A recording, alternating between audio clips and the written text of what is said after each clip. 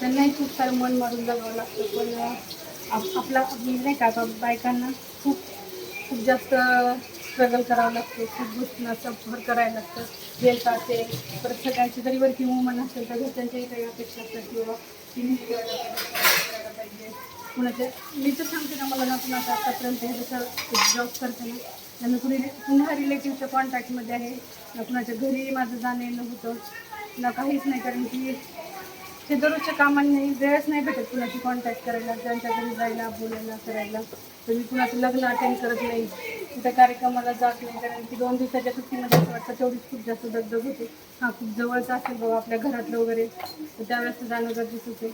तर ह्या सगळ्या गोष्टींना तोंड द्यावं लागतं. त्याच्यामुळे असं म्हणत नाही मी की वर्किंग वुमनची लाईफ खूप स्ट्रगल आहे, हाऊसवाईफला खूप आराम आहे. कारण की हाऊसवाईफला तर असं असतं की नाही का, आता वर्किंग वुमन पुण्यासारख्या सिटीमध्ये त्यांना कधी वाटलं तर ते बाहेरचं एखादा दिवस ऑर्डर करून खाऊ शकतात, पण रोज नाही.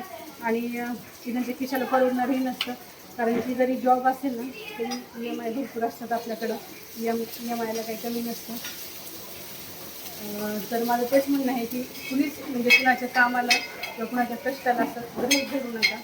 माणसंही खूप कष्ट करतात, त्यांनाही बऱ्याच गोष्टीला तोंड द्यावं लागतं. त्यांना त्यांच्या घरच्यांना सांभाळायचं असतं, तर त्यांना त्यांच्या इच्छा मारून जगायला असतात. बायकांनाही घर सांभाळायचं असतं, प्लस माणसं सांभाळायची असतात, नाती सांभाळायची असतात. तर त्यांनाही खूप करून म्हणजे स्ट्रगल आहे. हाऊसवाईफ आणि जर वर्किंग वुमनचं कंपॅरिझन करत असाल ना तर दोघींनाही म्हणजे नाही का कामच करायला लागतं.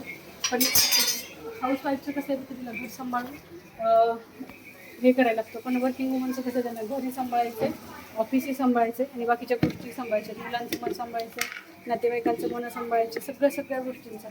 तर मला हेच असं म्हणायचं की प्रत्येकाने एकमेकांना समजून घ्यायला पाहिजे. असं कोणी म्हणाले नाही पाहिजे ठीक आहे बाबा काम करते, मज्जा करते. मज्जा कुणाचीच नसते, राहतं सगळ्यांनाच आहे.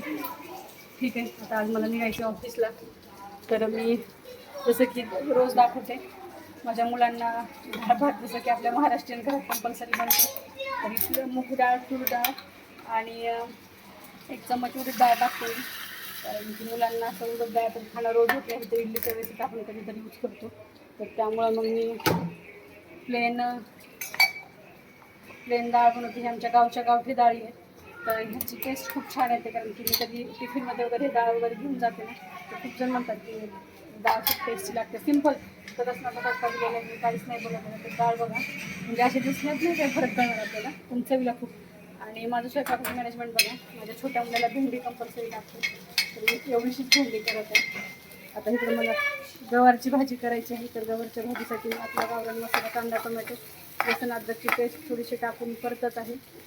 आणि हे थोडंसं परतल्यानंतर नाही का मी गवार टाकेल आणि गवारची भाजी बनवेल.